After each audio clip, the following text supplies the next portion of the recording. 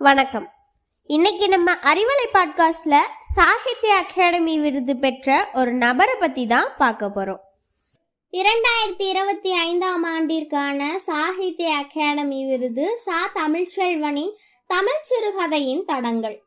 மத்திய கலாச்சாரத்துறையின் கீழ் செயல்படும் இலக்கிய அமைப்பான சாகித்ய அகாடமி சார்பில் ஆண்டுதோறும் 24 மொழிகளில் வெளியாகும் கவிதை, சிறுகதை, நாவல், இலக்கிய விமர்சன வகைகளில் சிறந்த படைப்புகளுக்கு சாகித்ய அகாடமி விருது வழங்கப்படுகிறது.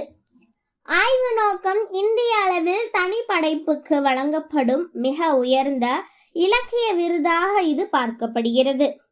கடந்த 2025 ஆண்டுக்கான சாகித்ய அகாடமி விருதுகளை அந்த அமைப்பின் செயலர் பல்லவி பிரசாந்த் ஹோல்கர் அறிவித்தார்.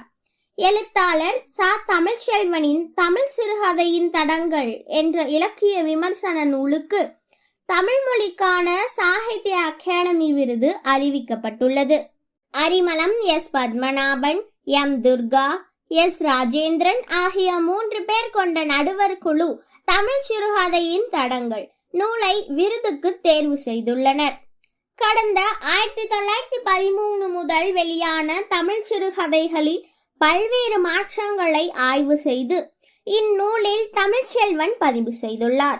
கதைகளின் போக்கை மட்டுமே விவரிக்காமல் சமூக மாற்றங்கள், அரசியல், கலாச்சார தாக்கம் எப்படி சிறுகதைகளில் எதிரொலித்தன என்பதை ஆய்வின் நோக்கில் இந்நூல் எடுத்துரைக்கிறது. விருது பெற்ற தமிழ்ச்செல்வன் கடந்த 1954 ஆண்டு மே 27 தூத்துக்குடி மாவட்டம் நாகலாபுரத்தில் பிறந்தவர். தந்தை சண்முகம் எழுத்தாளர், தாய் சரஸ்வதி. இவரது தாய் வழி தாத்தா மதுரகவி பாஸ்கரதாஸ் புகழ்பெற்ற நாடக கலைஞர், பாடலாசிரியர், மேலாய்வாளர், இராணுவத்திலும் அஞ்சல் துறையிலும் பணியாற்றிய தமிழ்ச்செல்வன் தமிழ்நாடு முற்போக்கு எழுத்தாளர் கலைஞர்கள் சங்கத்தின் பொதுச் செயலராக இருந்தவர். தமிழக அரசு பாடநூல் தயாரிக்கும் குழுவில் மேலாய்வாளராக பங்காற்றியுள்ளார்.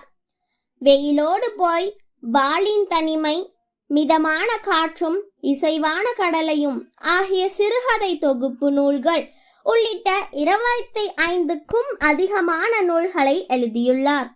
இதுபோன்று வேறு ஒரு நிகழ்ச்சியில் சந்திக்கும் வரை உங்களிடமிருந்து விடைபெறுவது SK ஜனிஸ்கா, 11th E3 பாரதி மேல்நிலைப்பள்ளி, ரெட்டிப்பட்டி, நாமக்கல்.